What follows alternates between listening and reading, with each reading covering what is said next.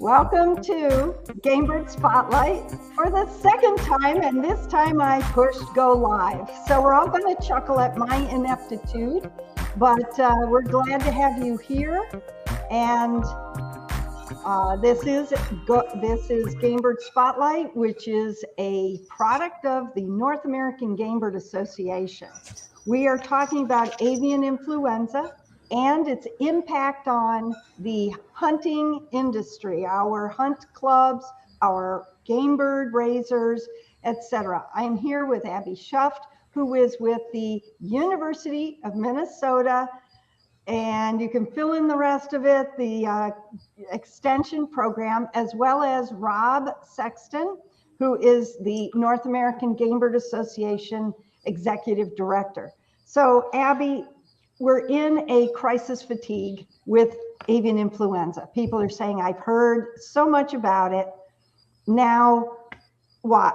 You know, do we have to hear this again? What's going on? Where are we at? So go ahead and take it from there. Absolutely. I think, and even us in working in the academic side, you know, we're just recovering essentially from a pretty chaotic spring. And now, unfortunately, we're actually preparing for the fall migration because we already know, and we've known throughout the summer, that the strain of HPAI has persisted in our wild bird populations. Just this month, in the U.S., it's been identified in Canadian geese, widgeons, pelicans, vultures, a bald eagle, and even a wood duck. And that's just in these 9 days of August so far. So, and they're in states ranging from California to Florida to North Dakota and Oregon. So it's not just a particular section of the United States. They're not particular species. It's just continuing to persist in that popcorn fashion as it has been all spring. So my husband just read something to me that it's in a farm up in Canada, like today. So it is still here. It is still very much a factor. And from backyard flocks to huge turkey operations, it doesn't matter what size, shape, bird, it's affecting everybody. It is. And one of the things that struck me this time, Peg, is, you know how COVID, the rules changed throughout as the disease itself changed, right? And all last time that we dealt with this, 2014 and 15, we couldn't wait for the summer to get here because it would, quote, go away. Right. Right. And so last week, what did we learn? We learned that there is avian influenza in poultry in Utah. It's August. And, you know, when you hear that it's in Canada, well, that's pretty far north. Yeah. It's already getting cooler. It's not us, right? It's them. Right. So, you know, Utah, that's quite a bit farther south. And that made me nervous, right? So the rules seem to have changed a little bit from 7 years ago when we said we could take a big break in the summer. Now it feels like we need to be vigilant sooner and get ready for this thing as the migration starts. Absolutely. Just like with the COVID variants, they have different characteristics. This variant of the virus is different from 2015. Genetically, we could consider it a child of the 2015. And just like us as human beings, we want our children to be more successful and have great strength. Well, unfortunately, that's not what we want for a virus, but that's how it is appearing. It is stronger. It's more virulent. It's going to take a less infectious dose to make birds sick. And what's extremely different this time around from 2015 is its effect on those wild bird populations and wild waterfowl. We're seeing it actually causing death in those animals, not just being a vehicle for transmission. They are also being impacted, which can sort of give you sort of the scope of what that means and how devastating the virus is and how much stronger it is that it is affecting these birds who aren't previously affected by this strain of avian influenza. You know, another change, Abby, from 7 years ago, whether it was just blind luck or something different about the virus, but no game bird businesses were impacted in the 2014 and 15 outbreaks. Now, there was even question back then about whether our birds were immune to the virus. Well, we found out in 2022, Yeah. unfortunately, that is not the case. Uh, it's always been producers who have been the most fearful. But this past spring, some of our hunting preserve members came down with the virus and their businesses had to be depopulated. So this thing is very real for the game bird industry, isn't it? It's very real for anybody and everybody who has any avian species. Um, Likewise, small flocks, backyard poultry. In 2015, only 21 farms were affected or premises were affected. This year, it increased by over 900%. We have 211. So it's 900% more of those backyard flocks. So, we can't just say it's unique to commercial turkey and chicken industries. But even this year, commercial duck industries were hit hard. And then, of course, the preserve, the three from your industry that were affected also. The disease was not selective. It just went where there was a live host. And that's what's important, is realizing that any of these avian species can be a live host to this strain of the virus. And of course, we don't know necessarily how it has mutated over the summer or what changes have occurred in the wild population. So we don't know everything yet going into the fall. But it's a matter of being able to keep your hosts, potential hosts, as safe as possible as we head into the busy season for all the hunting preserves and as we head into that fall migration. So let's talk about this for a minute, Peg. If we haven't sufficiently scared the pants off of everybody watching. That wasn't my intent. No, but we need to, because people have gotten complacent. So what we're saying is, hey, this thing does not play by any rules. And you must prepare now. The apocalypse is coming. The zombie pheasants are going to happen. You've got to keep your guard up. You have got to institute protocols that protect your flock. So there's the physical preparation and preparing and keeping this out of your flock, as well as the preparing for what if it does happen to you.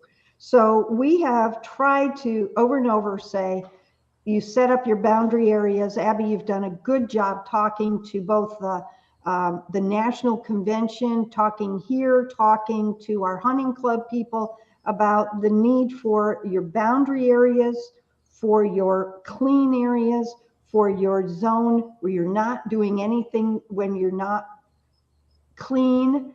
And then, so that is the physical plant operation. The other thing is the protocols after something happens. And Rob, we've developed a program that you can talk about, the getting the this biosecurity plan in place. So we have one for farms right now, right? You're muted, I think. No, I can hear you. Oh, Can okay. you hear me? Very good. Okay. Yeah, we've got, we have advocated so strongly over the years for our producers to have biosecurity plans in place. But ultimately, any game bird business should have a biosecurity plan in place. And we can make it real easy as to why you should have it. We'll make people, if they're trying to make the decision, make it easy. If your business comes down with this, the government comes in and depopulates. In other words, all your birds will be killed and disposed of and disinfected. My understanding is the average time that your business is down is 6 months. So, it's a big blow if it happens to you. But one thing that can cushion the blow is you could be eligible for indemnity payments from the federal government, from USDA. But you are not eligible. You're not eligible at all if you don't have a good biosecurity plan in place that has been approved. And so I think for NAGA in the coming 2 months, 1 month, we're really going to release a blitz of information to our hunting preserve partners about the importance of getting this done. And I suppose the quickest way to get it done, uh, you know, uh, so that if the worst happens, at least you've got flood insurance, basically, right? Yeah, right. Yep. And the easiest way to do it is to actually use the same resources that the commercial poultry farms would be using, and as well as the game bird breeders. And because the principles of biosecurity are the same across any animal species, they're all the same. I use the same 14 principles when I'm talking to swine producers or horse producers, horse owners. I use the same principles when I'm talking with cattle producers. They're all still the same principles. It's just a matter of how can you fine tune it to your specific operation. And a smaller preserve or a smaller club is going to have a very different plan than a large club in Texas or Kansas is going to have, because they need to have that plan be unique to them. So while I encourage everybody having conversations and having peer mentorship happening, or saying, hey, can I see a copy of your plan?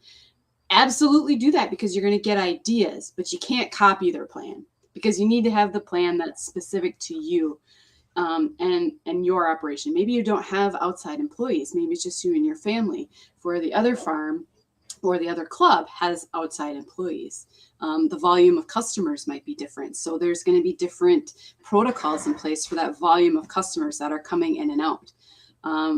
Some are going to allow outside dogs, some aren't. So there's going to be different protocols. So I encourage, really encourage talking to your peers in the industry about what they are doing with their plan, but still just making sure that you're using the principles and applying those principles to your specific business model. As far as developing this, I'm sorry, Rob, as far as developing this, I encourage our viewers to look to their own state NPIP program. Those folks have a template that you can work with. This is not new to them. They have chicken farmers, turkey farmers, everything that they can give you.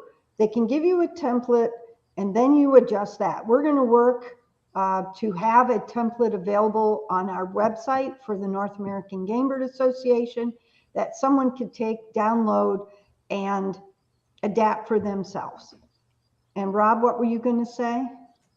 I think you don't just have to have a plan written; it has to be approved as well. Am I correct? That is correct. So you have to work with your state NPIP program for this indemnification. And ta-da, there is a cost.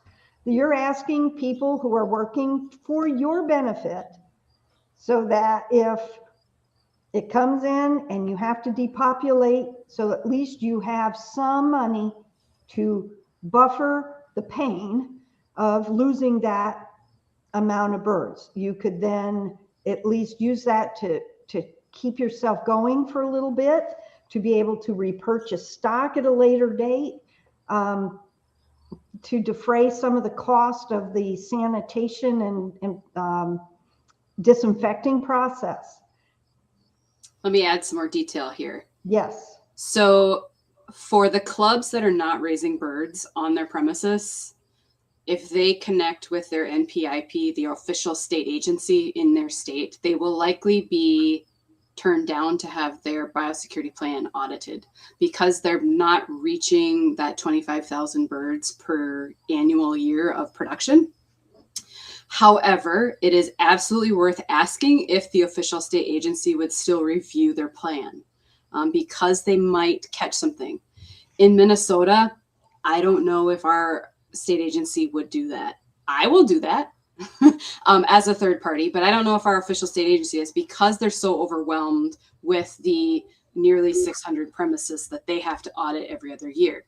However, if you are in a state that has highly pathogenic avian influenza, you need to be able to have a plan at the ready if you want to continue business during a state shutdown, a national shutdown.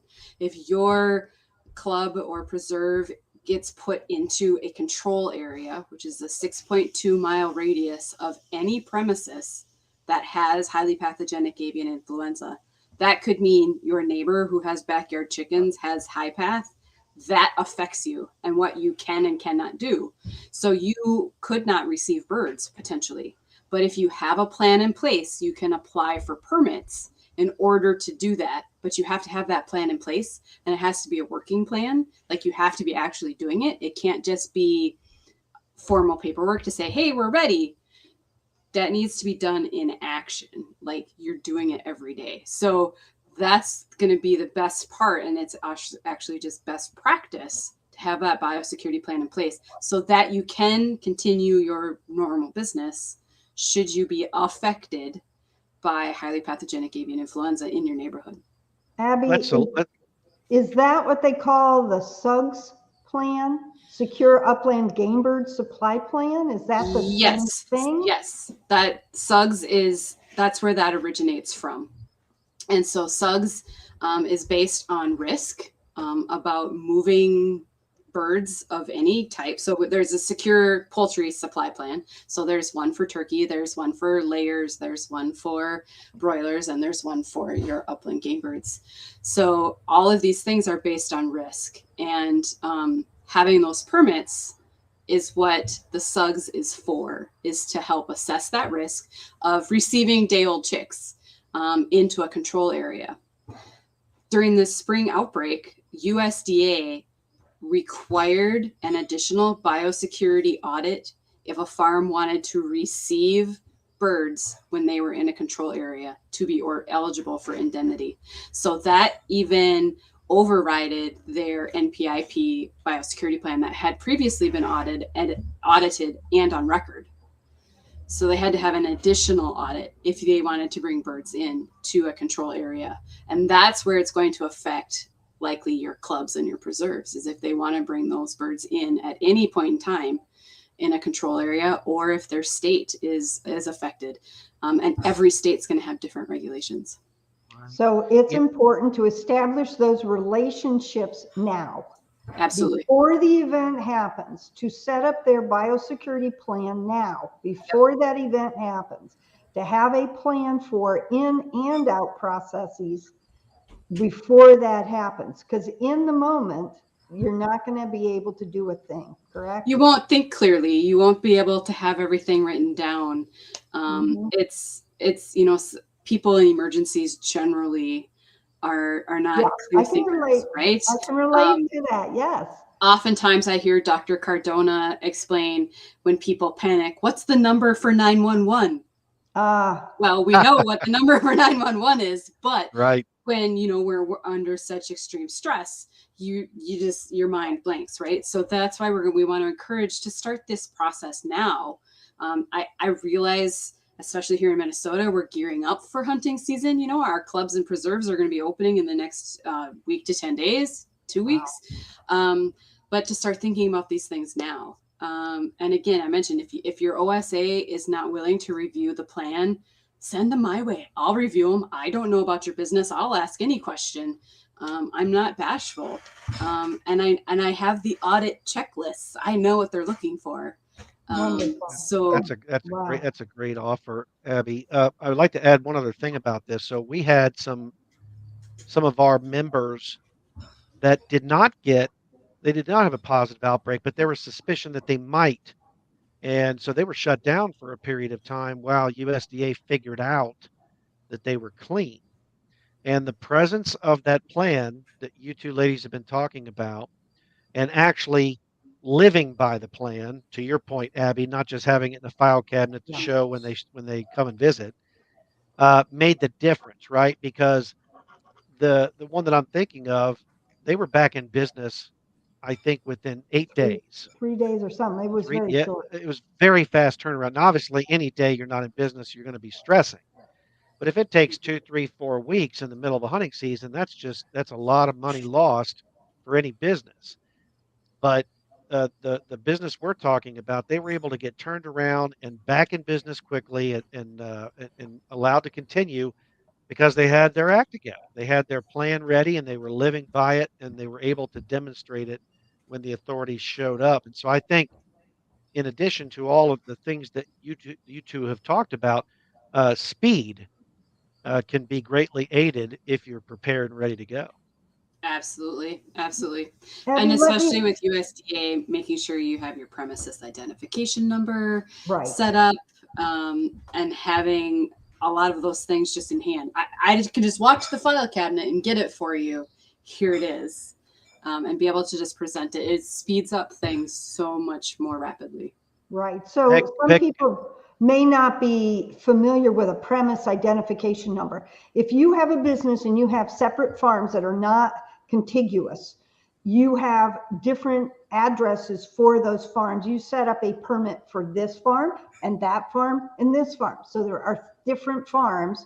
Maybe your hatchery has a separate premises ID, but that ID, should an outbreak happen, they know right where they are, where things are going, what kind of plan there might be. And there was one comment I wanted to recap on. You said if some organization is small, they may not necessarily be approved for a plan, but they couldn't have it, but they could have that plan reviewed.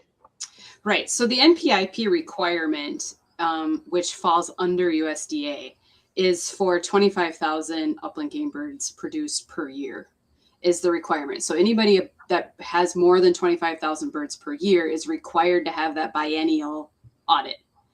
If you're producing less than 25,000, you're not going to be sought out by your NPIP official state agency to have that audit done. But They you can should still have one initiate it and because do you're it going to anyway. need it eventually. Plus, Right. it's best practice just for business sense, to be having that and to be using it. So Peg, Abby made a generous offer about 5 minutes ago that if anybody wanted to run their plan past her, that she would be willing to look at it.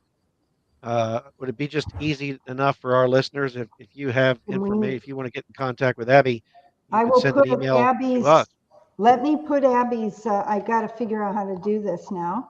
or they can send an email directly Abby, to us. are you willing to have your email put out here? Yep. Okay. NEUX X0012 at, umn.edu. all right. Scroll that one.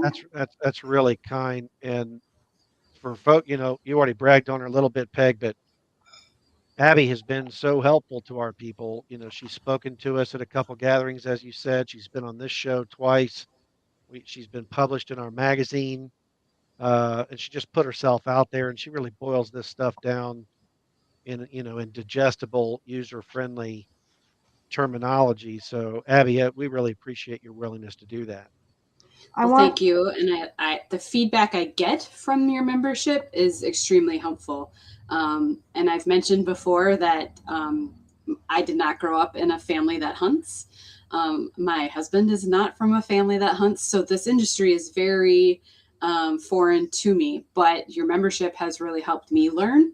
And I've had the opportunity to learn more about what they need. So I appreciate the reciprocation, but I'm so passionate about biosecurity. Like, I think it's weird, but I do want to help. And there's certainly, we can have biosecurity apply to either side of your industry, the breeders and the raisers and the clubs and the preserves. So Abby, I want to touch a few points. People that are small growers may go to a swap meet or a game, what do they call them? A show where you have birds you can buy. Is that a good thing? Yes and no. Let's relate it to COVID. Are you going to go to the Minnesota State Fair for the day that has a average attendance of 100,000 people a day? Are you going to go to the large stadium conference at your local football arena or concert? Like, you have to make those personal choices. So are you buying from somebody who has a good reputation? First of all, the choice to even attend the event is your first risk assessment right there. Is it worth going? or is it not worth going? Like, what is my risk? You know, do I have young hatching birds? Do I have aged birds right now that I really probably shouldn't be introducing anything into because they're ready to be released, or they're ready to go to an exhibition? So that's your first choice. Should you even go?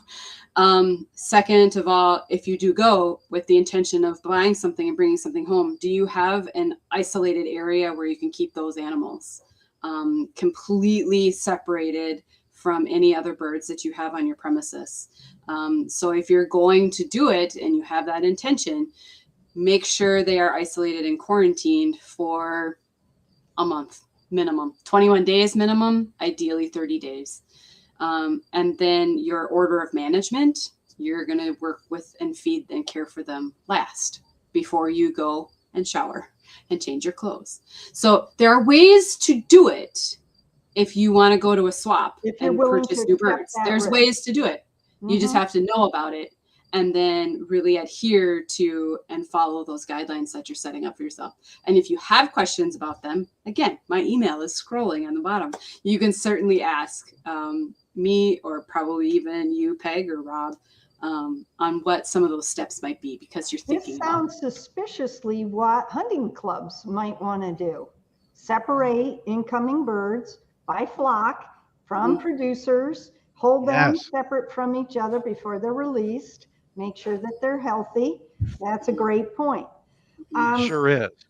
One other thing that we've had here in Ohio are some of our, well, early in the summer, we had some eagles that ended up getting avian influenza. And yet I've heard that a lot of the DNRs are not reporting birds that are out there in flocks that are already released. They're for lack of a better term, wild birds that are already out that are having, unexplained death. So if we're knowing that we're not hearing about it, is that even worse? Trying to be the most diplomatic. Yes, it is. So for example, the USDA is only reporting 2,044 wild birds that have had high path. In comparison to just the Raptor Center at the University of Minnesota, they've tested 187. So that's a really large percentage if you look at the grand scheme of those 2,000 birds that USDA is testing. The experience here in Minnesota, and I believe it to be a protocol for wildlife services at least, and maybe each state DNRs, is they were only testing wild birds that were dying in groups of 5 or more. So if it was a single bird, it wasn't necessarily being tested, especially if it was found in a county that already had a positive HPAI test. So they were just assuming then that because that county already had HPAI positively confirmed in that county, and if there was just a suspicious dead bird, they weren't testing it unless it was a group of 5 or more. So, for example, in South Dakota and North Dakota, there were large ganders of snow geese that were dying, and so they were testing those because of just the sheer scale of the number of birds. So, back to your example, Peg, that maybe there was a bald eagle. If there was only one, it was just a one-off case. They may or may not have tested that particular bird. Especially knowing if you did or didn't have high path in the area. So it's not a good thing, but it's a problem. If the USDA did test in a state that was AI clean and had an eagle or a pelican, I thought that was interesting, a pelican that died of avian influenza, how would that affect our hunting preserves and game farms? Is it going to shut down the state? Wild birds, no. They're not necessarily going to have trade implications from a wild bird, but for example, Florida, they had wild birds testing positive since January, and they had their very first domestic case in July of a backyard flock. So that virus was circulating in the wild bird populations in that state for nearly 6 months before it actually affected their domestic population. So their trade implications they didn't exist until that domestic poultry flock had been confirmed. So, and many of the other states can probably say the same. So it's once a domestic flock is confirmed positive with HPI is when trade implications take place. However, that doesn't mean you shouldn't be watching the wild populations in your state.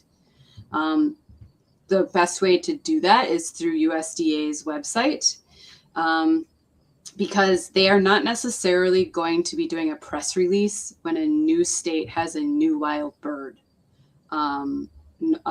test positive. In July, Florida and Nevada had their first domestic cases, and they sent a press release out because that's when those trade implications come into play. So if you are in a state that hasn't had high path in a while, or you haven't had it at all, I would still learn where that USDA website is, and I would bookmark it and check it. Don't become obsessive about it, but check it a few times a week. And that's where those listings would show up.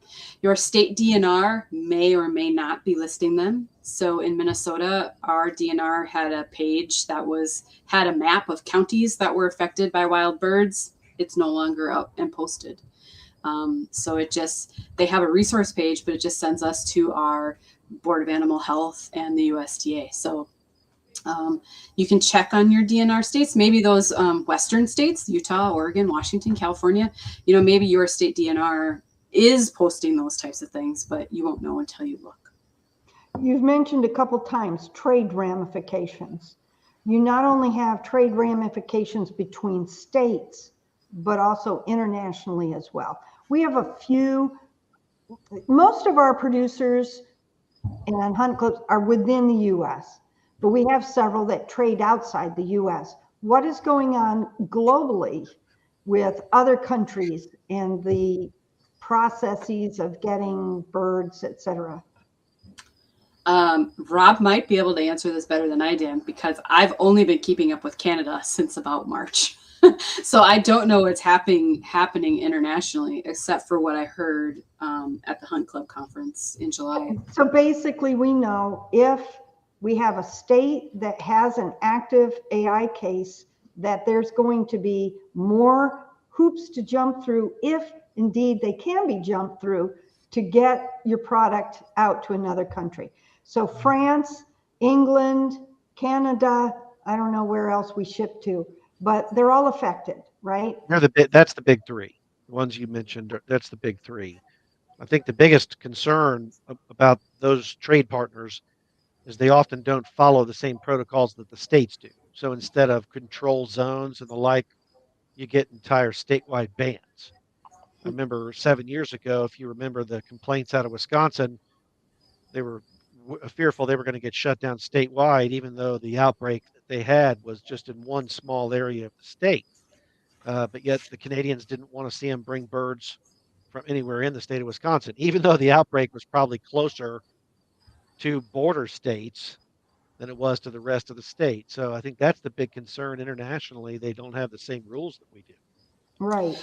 Well, and even crossing state lines is going to be different too. So, if, Minnesota wants to ship day olds to Iowa or to South Dakota, there's going to be different regulations from state to state, just crossing state lines. South Dakota may say, nope, we don't want them. Your state's a hotbed. We just don't even want to introduce it, but have a possibility of introducing it. So those intra-state trade ramifications are also going to be impacted too.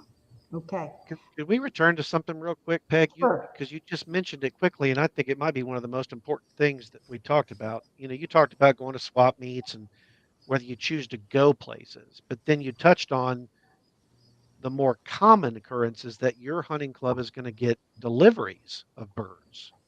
So can you just go over that?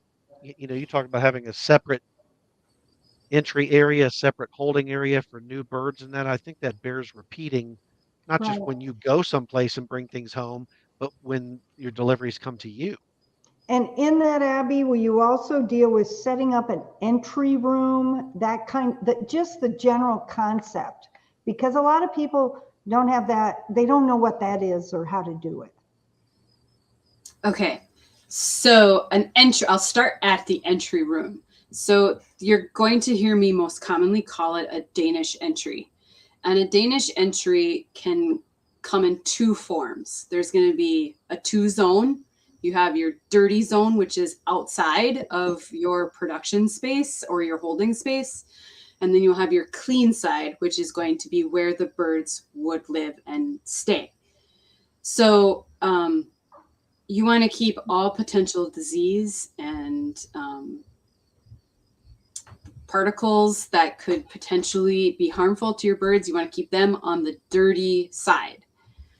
It's a challenging concept to grasp sometimes because most people think I'm coming to work, I'm wearing clean clothing, and I'm going to go inside and I'm going to work with dirty birds because, feces and litter and grain and feed and whatever. But that's not, when we're talking about clean and dirty, we're talking about disease. So you are potentially dirty of disease when you are outside because of the multiple potential exposures that you have. So you want to have a space where when you enter a production area, you enter a holding area, you enter the hunting lodge, something where that when you cross that line, and we call it a line of separation, that you are going to be changing into clean clothing, clean boots, coveralls, a lab coat, something that will prevent any potential dirty particles that you have on your body from entering into the production area or the holding area, into your clean space. So you want to be able to prevent that introduction. So Danish entry rooms look extremely different everywhere. For example, my horses, I think a lot of people already know that I have horses. My Danish entry room for when I go out to the barn is our mud room. So that's my dirty space. I can keep the horse contaminated clothing, the chore boots, my gloves, any hats, whatever in that space. They don't go into the house. They only go out to the barn. For some of our commercial poultry producers, sometimes those Danish entries, which would be a 3-zone Danish entry, also has a shower in, shower out facility. Where you come in dirty, you're wearing street clothes, you might be wearing farm clothes. You have to then duff all of that clothing and footwear, and then you enter a shower, and then you have to fully shower, wash your hair, wash your body, and then you put on farm specific clothing. On some of the game bird farms here in Minnesota that I've been able to visit, it's merely a matter of making sure they have farm specific pants, like they just wear their grubby pants that only stay on the farm. They only stay in that office and they change into them before they head out to their hatchery or they head out to their flight pens. And more specifically, having rubber boots that they can wear only on that premises. So that changing room or that space, that area is what we would consider our Danish entry. So like I said, it will look extremely different on every different premises. But it's that concept of leaving the dirty stuff out and only keeping the clean stuff in for the birds that are being raised there or that will be kept to be released. Okay. And the whole farm is that extended out. You have where you stop. You are now in an area that is clean, like you don't drive your car right up to the barn. You don't drive vehicles between farms, possibly taking dirt from one farm to the other farm, or you wash it in between.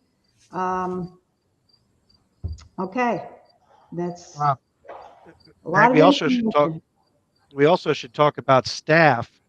like if you're running a hunting preserve, the folks that go in the pens and get birds to put out should not be the same people, if you can help it, that are walking the fields with the hunters. So Exactly. we've talked about Exactly. keeping that function separate, so that the only people who go in with all those birds in your pen are folks who haven't been out there walking where waterfowl may have been landing and that sort of thing. I might amend that though, Rob. While ideally, yes, that would be ideal that you have separate people doing separate jobs. I realize that's also not necessarily feasible for everybody.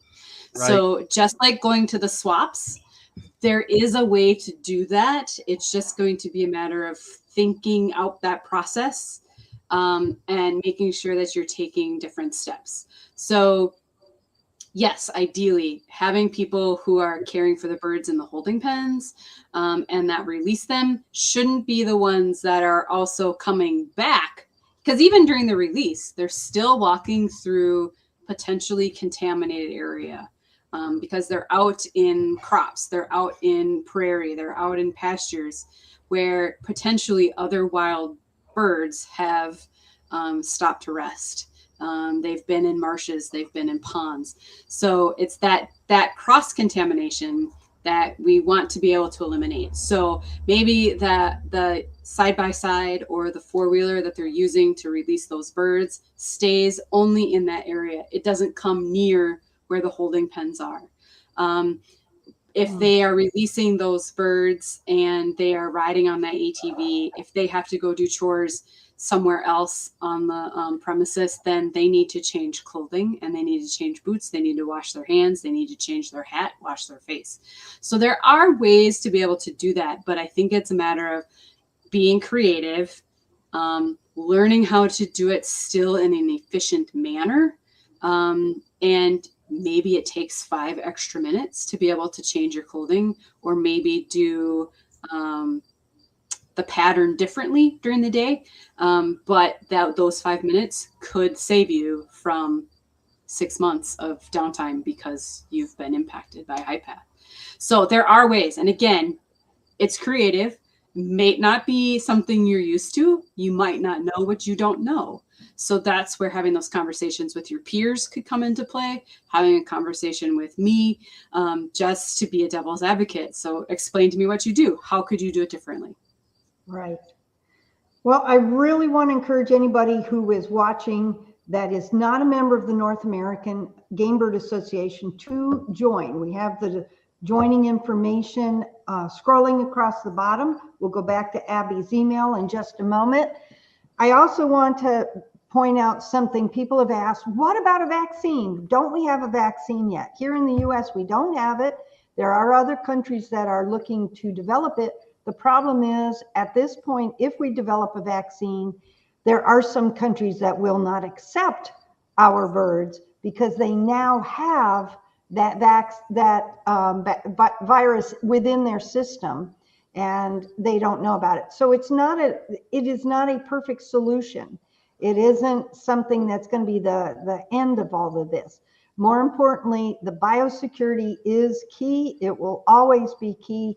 We need to be continuing to maintain that, stress that. It's not over yet, folks. Have an active plan. Be working on this continually. So, Abby, anything else you want to add before we go? I really want to stress what you just said about biosecurity. It's not going to go away. It's going to become a part of your business culture. It's going to become a part of your hunting culture and a part of your culture of your business.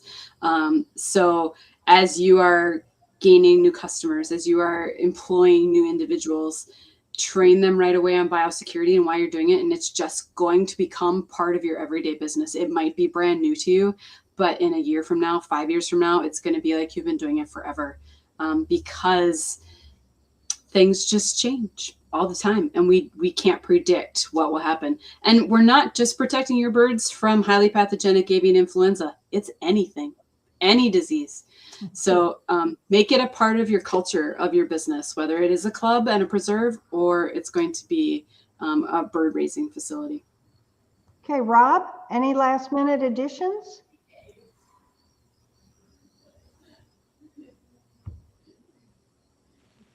think it's important for all of our game bird members to know that, in the poultry world, we're a pretty small industry. And as a result, it's really important that we're able to demonstrate to the layer industry, the broiler industry, the turkey industry, that our people take this seriously as they do. We've got a lot of good partners in state veterinarians' offices, in universities like the University of Minnesota, and other partners. But let's be honest, big poultry gets a lot of attention because of their enormous economic impact on the state and on the country. And so as a result, they got a lot of political clout. And so I think it's real important for game bird folks to know we need to put our best foot forward. And that includes taking the biosecurity protocol seriously and following the steps that Abby's been sharing with us for the last 45 minutes or so. Rob, you mentioned something to us earlier about quick testing. I'm not sure which Yes. one of you said it. Quick testing, that you have birds that start to die and you think, oh, well, I'll just wait a little bit. And you just can't, right? No. In fact, the sooner, I think there'd be a tendency, you walk out to your pens and your birds are acting funny, or you've got some dead birds on the ground. There might be a tendency to say to yourself, oh, that might not be it. Let's let it go another day and let's see. Well, here's the bottom line. You get no help at all until that positive test comes back. So if you wait 2, 3, 4 days before you get that test out there to find out if you've got avian influenza on your property, none of those days count in terms of indemnity help. You need to Right. get that So in other testing words, done. yeah, the birds that die will not get paid for. Once you've gotten a positive result, from then on, the birds that die, you will get paid for. Yeah, you just need to react to it quickly, even though it's going to make your stomach drop, obviously, because it's such a cataclysmic thing to happen to you. But the best course of action that's going to help you is to get the test done quickly and just get moving on it. Okay, and speaking from experience here on our farm, testing in an NPIP program is taking a cotton swab, putting in the bird's mouth, running it along the top of their mouth, putting it in a test tube, and sending it off. It's not a process that hurts the bird. Although I don't know, I'd like a Q-tip run around my mouth, but we've had that. It's a strep test, basically. Swab your throat, send it off, find out if you've got it. So in an NPIP program, that's done every 90 days, so that hey, at this point your flock was okay. So then, if in between those 90 days you see a lot of death in the flock, you have them tested again, find out, and then you can deal with it. Having separations of flocks will help. Not having intermingled duck populations with pheasant populations. Not having a pond that attracts ducks where you have pheasants.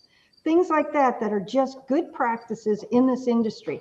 And I'm not saying game bird raisers can't raise ducks, but you have to think the process through and separate the species, whatever species it is. Yep. Right. Just some additional details on the testing. Specifically, if you do suspect that it is HPAI, you cannot necessarily test that on your own because it's considered a foreign animal disease. USDA or your official state agency needs to be able to send out an investigator, and they will help through that process of initial testing.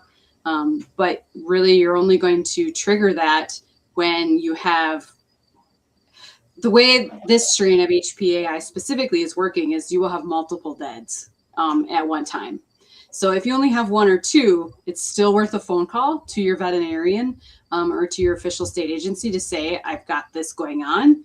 And they will go through some particular questions to sort of triage what it could be. And if they do suspect it is HPAI, they will send out an FAD investigator to help through that process. And they will likely be in full PPE to take those test samples. So just know that that's prepared for the shock of, we got zoot suits coming. Yes. Yep. Wow. Yep. But start that process early. If you have any instinct in your gut that it could be, make that phone call right away. Get that process started. Absolutely. Okay, for one last time, across the bottom is Abby's email, Abby Shuft. And if you have questions, you can address them to her. You can contact us at Rob at North American Game Bird Association. I don't currently have one. You can contact Rob. He'll forward anything to me if it affects me. But again, Abby, you are invaluable to our industry, and we are so grateful for you. You've just given us an hour or more of your time, and we appreciate that so much. In the meantime, I guess, Rob, any final words? Wonderful. Correction on my email. It's rob at northamericangamebird.com. Very good. You heard it here, folks. Now you know. All right. And I'm Peg at Blue Skies Aviation, which doesn't sound at all like North American Game Bird Association. But anyway, we appreciate your being with us, all of you. And thank you so much. And I'm going to call it a night. Thank you. Thank you.